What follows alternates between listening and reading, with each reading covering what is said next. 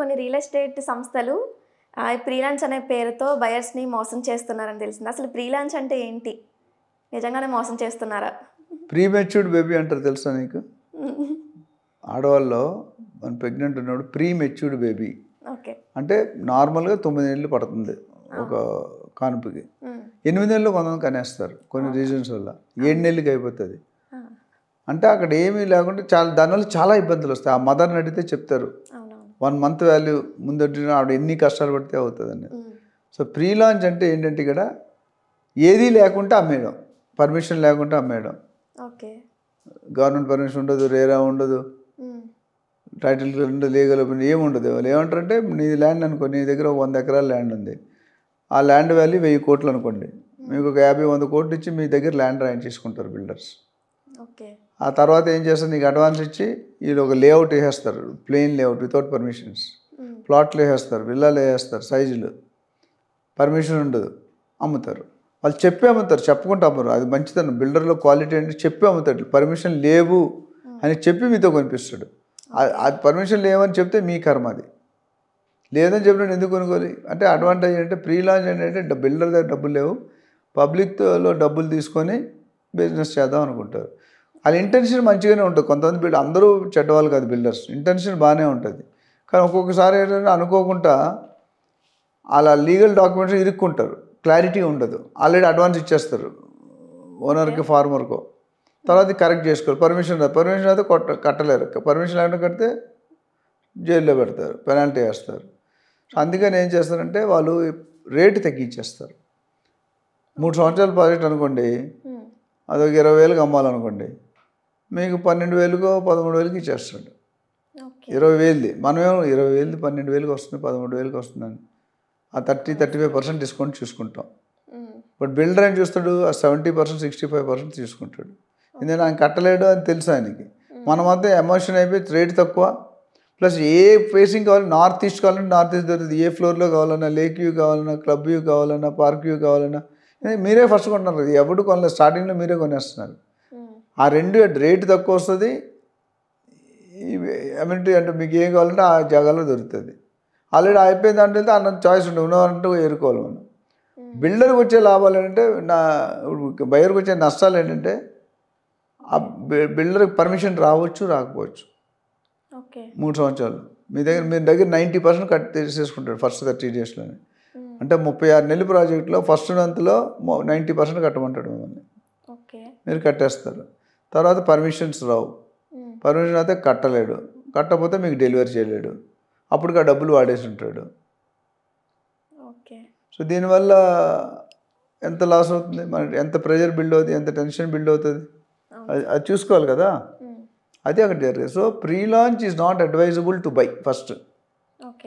ఒకవేళ మీరు కొనుక్కోవాలన్నా ఎంతో, చాలా నాకు తెలిసినాడే మా తమ్ముడు బావమరిది, ఆ ఏ బావమరిది అయినా డబ్బులు లేకుండా ఫ్రీగా అయితే ఎవరు చేయరమ్మా. నువ్వు చేయవు, నేను చేయను, చేస్తే వాల్యూ ఇవ్వరు.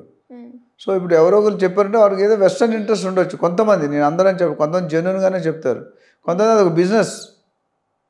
ఇప్పుడు నేను ఒక నేను గుజరాత్ వెళ్ళాం ఒకసారి, ఒక 10 years బ్యాక్. రాత్రి వెళ్ళింది ట్రైన్ 12:30 గంటలకి. అప్పుడు మనకి ఎవరు తెలియదు. ఒక ఆటో వాడు వచ్చాడు, రూమ్స్ కావాలంటే వెళ్ళాము మేము, ఫ్యామిలీతో ఉన్నాం. అంటే వెళ్తే అక్కడ జస్ట్ 1/2 kilometer దూరంలో హోటల్ తీసుకెళ్ళి అటు చెప్పేసి వెళ్ళిపోయాడు. తర్వాత మాకు తెలిసిందంటే మమ్మల్ని అక్కడ తీసుకెళ్ళినందుకు అక్కడ 500 రూపాయలు ఇస్తాడని. సో మీకు అర్థమైంది కదా నేనేం చెప్పాలను. సో ఎవరైనా చెప్తే గుడ్డిగా నమ్మకండి. మీ ఎక్సర్సైజ్ మీరు చేసుకోండి, మీ ఎక్సర్సైజ్ మీరు చేసుకోవాలి. మీకు డాక్యుమెంట్స్ కానీ బిల్డర్ కానీ తెలుసుకొని చెక్ చేసుకోవాలి. చెక్ చేసుకుంటే మీకు ఇబ్బంది, లేకపోతే ఈ ఇబ్బందులు ఇట్లానే డబ్బులు కట్టేసి లబో దిబ్బం నడుస్తాను. నేను చాలాసార్లు చెప్పాను.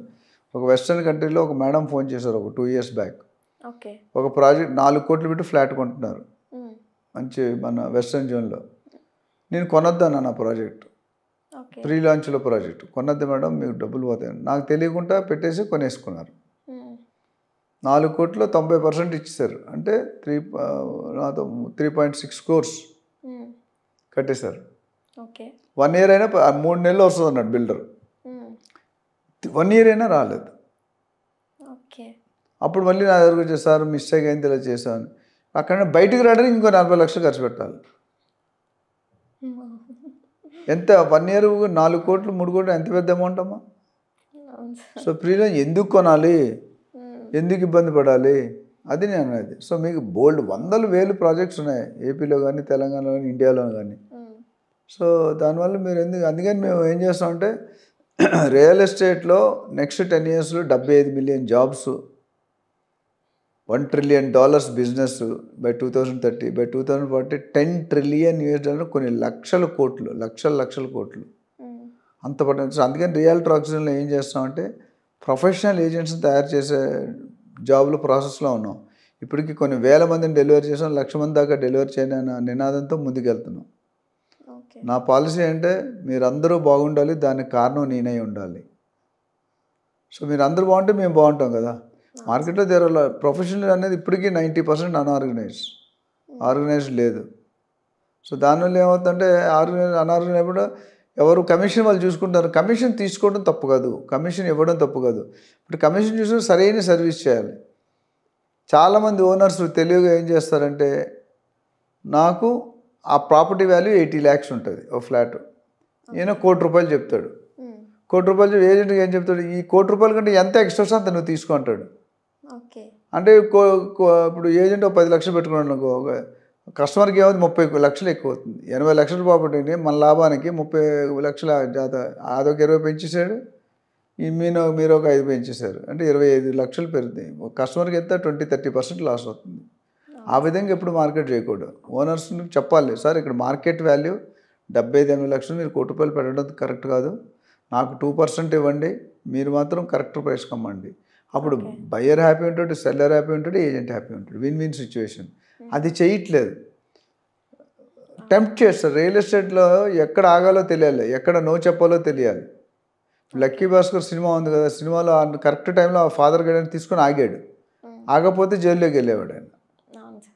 ఇక్కడ కూడా అంతే, మనం correct agent, correct decision, correct property, correct location, correct builder తీసుకుంటే మీ ప్రాపర్టీస్ అంతా కూడా మీ సేఫ్టీ ఉంటుంది, సెక్యూరిటీ. మీ ఇన్వెస్ట్మెంట్ అడ్వైస్లో ఏం చేస్తాం, safety, security, builder reputation, amenities and major important return on investment or appreciation.